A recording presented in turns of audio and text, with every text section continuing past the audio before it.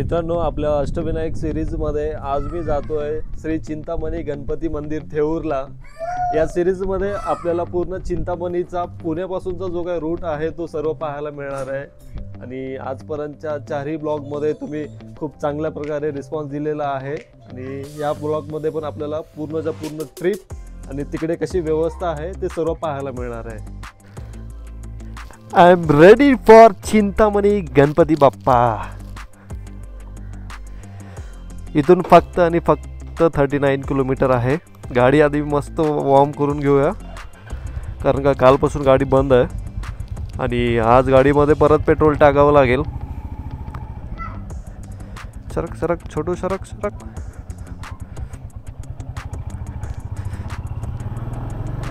इथून दाखवतोय फक्त 39.2 किलोमीटर, जे की आजपर्यंतच्या आपल्या ट्रिपमधला सर्वात जवळचा प्रवास असणार आहे हा। आणि आत्ता जवळपास 10:30 वाजलेले आहेत। इथून मला फक्त 1 तास दाखवतोय। या ट्रिपमध्ये एकच हा प्रॉब्लेम आहे की ही पूर्णच्या पूर्ण ट्रिप सिटीमधून राहणार आहे, कारण का हा जो चिंतामणी थेऊरचा गणपती आहे तो पूर्ण सिटीमध्येच आहे। म्हणजे हडपसर क्रॉस झाला का आपल्याला लगेच गणपती मिळेल। तरीसुद्धा प्रवास करूया, बघूया। नेहमी आपण सिटीच्या बाहेर जात असतो, आज सिटीमधूनच प्रवास करूया। आजपर्यंत आपण अष्टविनायकमध्ये 4 गणपती कंप्लीट केलेले आहेत आणि हा असणार आहे अष्टविनायकचा 5वा गणपती।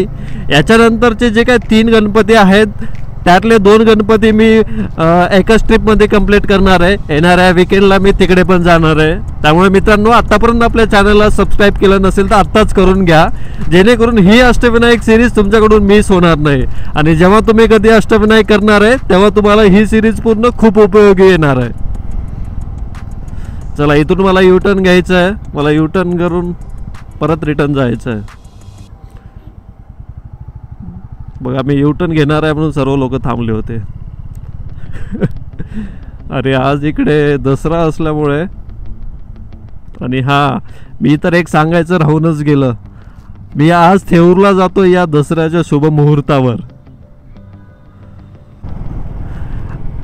हा नवीन झालेला फ्लायओव्हर आहे युनिव्हर्सिटी जवळ। आधी हा फ्लायओव्हर नव्हता, तर एवढी जास्त ट्रॅफिक व्हायची इथे। फ्लायओव्हर झाल्यामुळे आम्हाला आता ज्यांना युनिव्हर्सिटीकडे किंवा SB रोडला काम नाही त्यांच्यासाठी खूप इझी झालेलं आहे समोर जाण्यासाठी।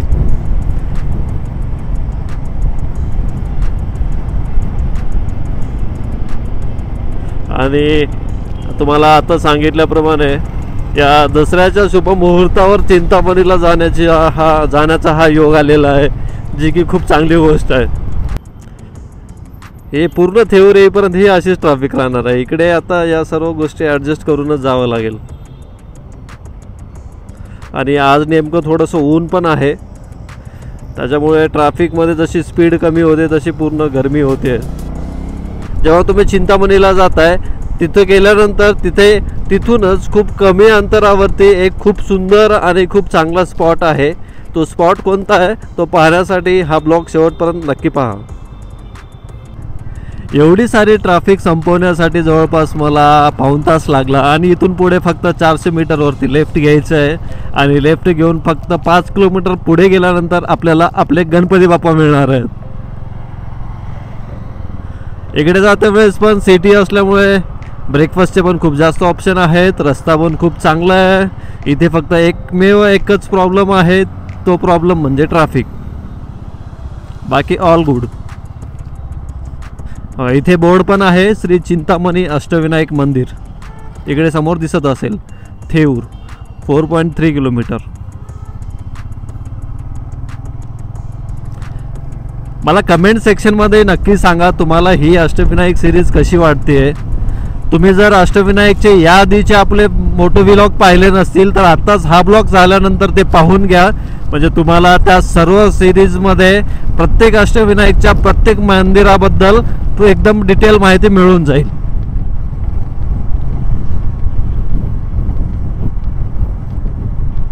आणि जे कोणी लोक नवीन मोटो व्लॉग स्टार्ट करणार आहेत, अष्टविनायक सिरीज स्टार्ट करण्याचा ते विचार करत आहेत, त्यांच्यासाठी पण ही पूर्ण सिरीज खूप महत्त्वाची आहे। कारण का मी ही पूर्ण सिरीज आत्ता लेटेस्ट 2025 मध्ये बनवतोय। तर तुम्हाला ही सिरीज पाहिल्यानंतर लक्षात येईल की सध्या त्या प्रत्येक मंदिराला जाताना रोडची कंडिशन सध्या कशी आहे आणि आपल्याला कुठला रूट प्रेफर करणं खूप चांगलं ठरेल, त्या सर्व गोष्टी तुम्हाला इथे समजतील.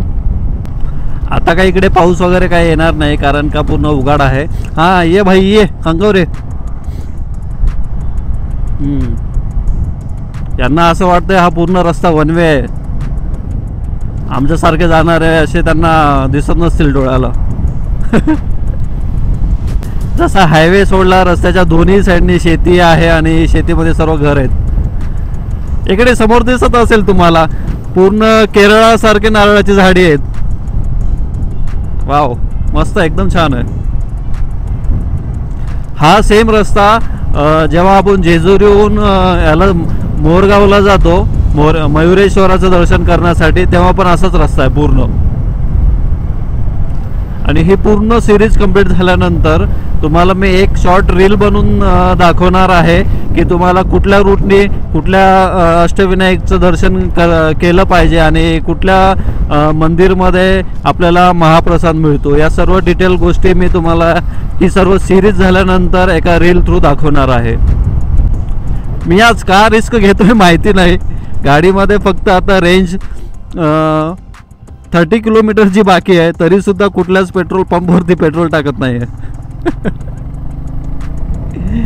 आतापर्यंत कमीत कमी 10 ते 12 पेट्रोल पंप मी क्रॉस करून पुढे आलो आहे. अजून सुद्धा मला कुठेच पेट्रोल टाकायचं मन होत नाही. पण आता जास्त रिस्क नको. येणारा जो काही पेट्रोल पंप आहे तिकडे आधी पेट्रोल टाकून घेऊ आणि नंतर लागू आपण पुढच्या प्रवासासाठी. परत लवकर घरी जाऊन मला पण गाडीची पूजा करावी लागेल. आज दसरा आहे. किंवा मग इकडे कुठं वॉशिंग सेंटर असतील तर इकडेच गाडी वॉश करेल आणि इकडेच रस्त्यामध्ये कुठेतरी कुठल्या तरी मंदिरमध्ये नेऊन गाडीची पूजा करेल. दरवर्षी तर आपण नेहमी घरी गाडी पूजाच करतो, पण यावेळेस जर पॉसिबल झालं बाहेर कुठे मला तसा चान्स मिळाला तर यावेळेस आपण ऑन द वेज गाडीची पूजा करू. इकडे आपल्याला आल्यानंतर सुंदर अशी कमान पाहायला मिळते.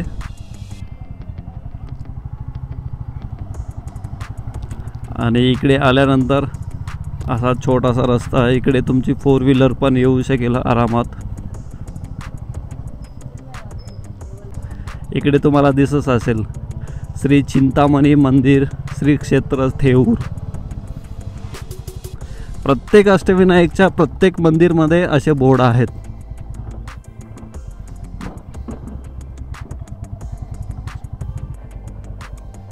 मंदिरमध्ये कुठून आहे एंट्री? गाडी कुठे लावायची? हॅलो गाईज, तुम्हाला बोलण्याच्या चक्करमध्ये मंदिरच्या बॅक साईडने मी एंट्री केली होती मंदिरमध्ये. अरे क्या बच्चे लोग है तुम.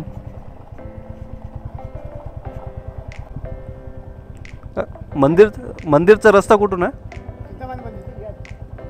इथून का?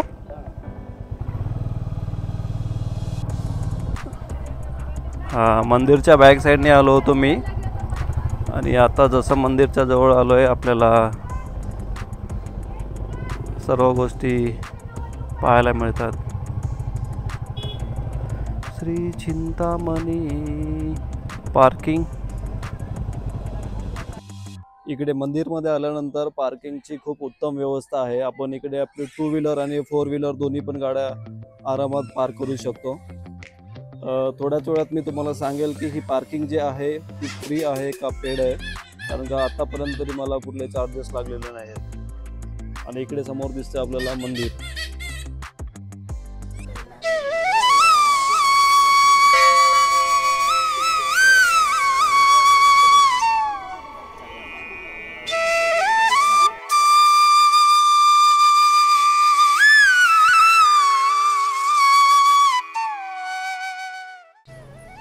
इकडे थेऊरला मंदिरमध्ये आल्यानंतर आपल्याला पासची पण व्यवस्था आहे. इकडे तुम्ही पास पण घेऊ शकता. पासचे चार्जेस 100 रुपये पर पर्सन आहेत. आणि गणपती बाप्पाचं दर्शन झाल्यानंतर बाहेर आल्यानंतर आपल्याला महादेवाचं एक सुंदर मंदिर पण पाहायला मिळतं. त्याचबरोबर मंदिरामध्येच आपल्याला अन्नसत्र पण आहे. अन्नसत्राचा टाईम 12 ते 2 आहे. तुम्ही या दरम्यान इकडे येऊन जेवणसुद्धा करू शकता. त्याचबरोबर मंदिराच्या आजूबाजूला पार्किंगची पण एकदम उत्तम व्यवस्था आहे. मग तुम्ही कधी प्लॅन करताय थेऊरचा? मी तर आलो आहे. मित्रांनो, तुम्हाला हा संपूर्ण ब्लॉग कसा वाटला मला कमेंट सेक्शनमध्ये नक्की कळवा. आणि अशा प्रकारे आपण अष्टविनायकमधला जो 5वा गणपती होता तो 5व्या गणपतीची राईड ही व्यवस्थितरित्या पार केलेली आहे.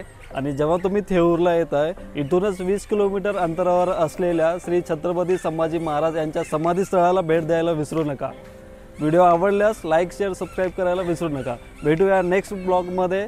तेव्हापर्यंत सेफ राईड, स्टे सेफ.